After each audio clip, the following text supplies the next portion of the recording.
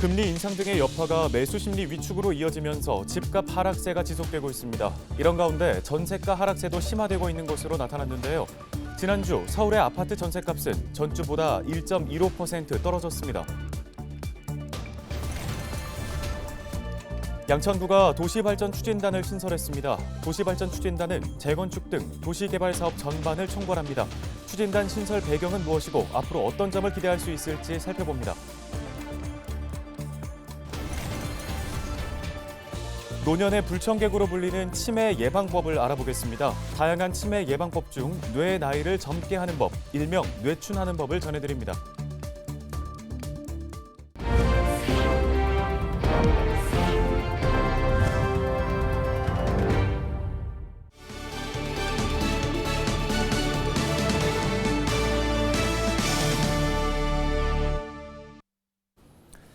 여러분 안녕하십니까? 헬로티비 뉴스 시작합니다. 기준금리 인상과 주택가격 추가 하락에 대한 예상으로 매수 심리가 위축되고 있는 가운데 전세가 하락세가 심화되고 있는 것으로 나타났습니다. 은평 지역의 경우 주요 아파트 단지의 전세값이 1년 사이에 30% 가까이나 하락했습니다. 손석의 기자의 보도입니다. 한때 13억 원대에 거래됐던 녹번동의 이 아파트는 최근 8억 4천여만 원에 팔렸습니다. 집값이 1년 새 4억 넘게 빠진 겁니다. 응암동의 이 아파트는 9억 9천만 원까지 올랐다가 6억 8천만 원대로 3억 이상 떨어졌습니다. 매매는 거의 없다고 보셔야 되고요. 거의 매수자 시장이라고 봐야죠. 전세가도 동반 하락하고 있습니다. 녹번동의 이 아파트는 지난해 11월 5억 8천만 원의 전세 계약이 성사됐습니다. 2년 전 전세가 대비 30% 넘게 떨어진 금액입니다. 7억 한 7천, 8천 받으려고 하다가 7억 5천, 7억, 6억 5천, 6억, 5억 8천, 5억 8천 안 빠지고 있어요. 한국부동산원 조사를 보면 1월 9일 기준 서울의 아파트 매매가는 전주 대비 0.45%, 전세가는 1.15% 하락했습니다. 기존에 전세 대출 2, 3%대를 이용하다가 지금은 금리가 6, 7%까지 올라갔기 때문에 지금 전세의 수요가 떨어지고 있고 전세 물건이 또 굉장히 많이 쌓여 있는 상태입니다. 추가적으로 전세가가 매매가와 같이 동반 하락될 가능성은 좀 높아 보이고요. 매매가보다 전세가가 더 큰 폭으로 떨어지고 있는 가운데 역전세난이 심화될 것이란 전망도 나옵니다. 지금 집주인이 전세금을 내주지 못해서 추가로 대출을 받는다든지 아니면 세입자에게 거꾸로 그 떨어진 전세가만큼의 차액을 다달이 낸다든지 이러한 현상이 좀 벌어지고 있는데요. 이런 부분을 통틀어서 이제 역전세, 역월세다라고 말씀을 좀 드릴 수가 있겠습니다. 은행 대출이자 부담이 커지고 물량 증가가 매물 적체로 이어지면서 부동산 가격 하락세가 지속될 것이란 예측입니다. 헬로티비 뉴스 손성혜입니다.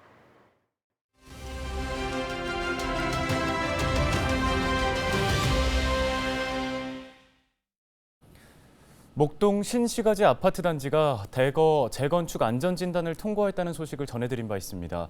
양천구는 재건축, 재개발 사업의 적극적인 추진을 위한 도시발전 추진단을 꾸리고 운영에 들어갔는데요. 이 추진단의 역할과 앞으로의 계획을 들어보겠습니다. 양천구 도시발전 추진단 나현남 단장과 연결되어 있습니다.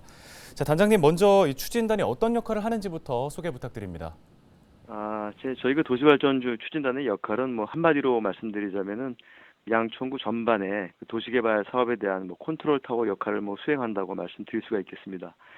양천구는 현재 도심 공공주택 복합 사업, 또 역세권 활성화 사업, 신속통합 기획 사업 등 총 한 55개 사업 정도가 진행 중에 있고요.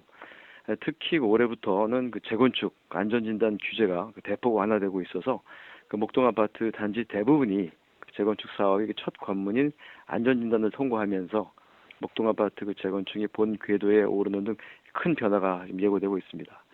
양천구의 도시발전 추진단에서는 급변하는 정비사업 정책 변화에 선제적으로 대응을 하고요. 또 구민이 원하는 방향으로 속도감 있게 사업이 진행될 수 있도록 재개발, 재건축 사업의 역량과 노하우를 집중해서 사업별 맞춤형 행정 서비스를 제공할 예정입니다.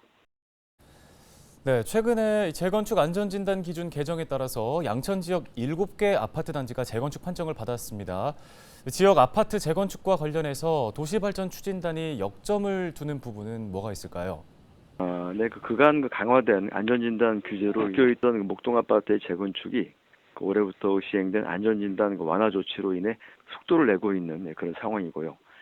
비로소 본 궤도에 올랐다고 말씀드릴 수가 있겠습니다.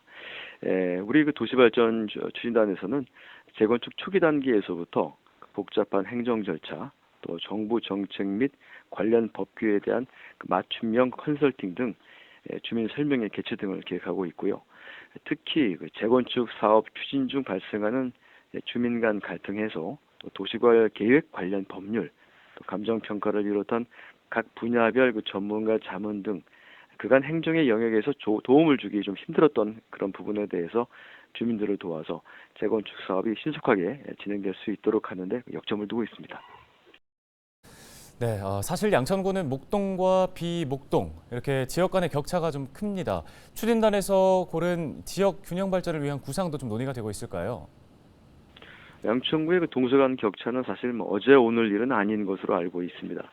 이러한 격차를 해소하기 위해서 가장 먼저 선행되어야 할 과제가 바로 노후주택 밀집 지역에 대한 주거환경 개선이라고 봅니다. 현재 신월 지역에서도 신속통합기획, 또 모아주택을 비롯한 다수의 정비 사업이 시작 단계에 있습니다. 저희 도시발전 추진단에서는 이런 다양한 재건축, 재개발 사업들이 신속하게 추진될 수 있도록 사업 추진 초기 단계에서부터 각 분야별 전문가 자문, 또 특히 찾아가는 주민 설명회 실시 등 이러한 다양한 지원을 실시할 예정입니다. 네, 지역의 발전이 주민들이 체감할 수 있으려면 주민 의견 수렴도 굉장히 중요한 부분일 것 같습니다. 주민과의 소통은 어떻게 해나갈 예정이십니까? 예, 재건축 재개발 사업에서 가장 중요한 부분이 소통이라고 생각을 합니다.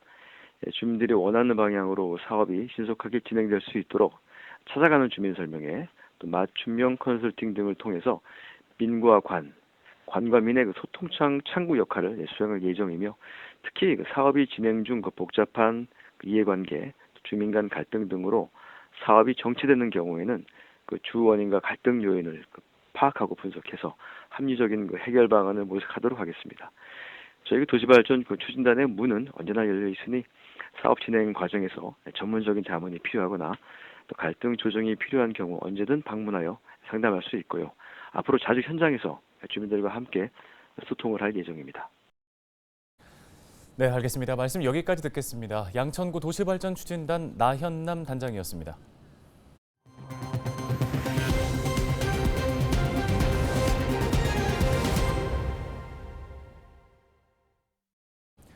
다음 소식입니다. 은평구가 설 연휴 기간 청소대책 상황실을 운영합니다.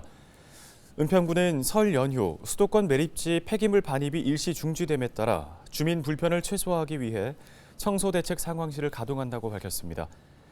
설 연휴 폐기물 배출은 동별로 지정된 날짜에만 가능한데요. 오후 6시에서 밤 11시 사이에 배출하면 됩니다. 불광 2동, 가련 2동, 응암동, 역촌동 등은 20일과 25일, 녹번, 불광, 구산, 대조동 등은 24일에 폐기물을 배출하시기 바랍니다. 양천구가 설 연휴 동안 분야별 대책반을 마련하고 24시간 종합 상황실을 운영합니다. 대책 분야는 모두 6개로 교통, 청소, 제설, 공원관리, 의료, 코로나19 등입니다. 특히 구는 취약계층 11,000여 가구를 대상으로 명절 위문금을 지원하고 결식 우려 아동 70명에게 사흘치 도시락을 배송할 예정입니다. 상황실 운영 기간은 오는 20일부터 6일간입니다. 양천구는 코로나19 대응 인력 111명을 비롯해 직원 232명을 배치해 비상근무 체계를 유지할 계획입니다. 양천구가 문화체육 여가시설 전수조사 결과를 토대로 공공데이터 7,657건과 오픈 API를 공공데이터 포털에 공개합니다. 오픈 API는 누구나 사용할 수 있도록 공개된 응용 프로그램 개발 환경입니다. 이번에 개방하는 공공데이터는 관내 체육시설, 역사문화시설, 도서시설, 공원 등의 세부 속성과 VR 데이터인데요.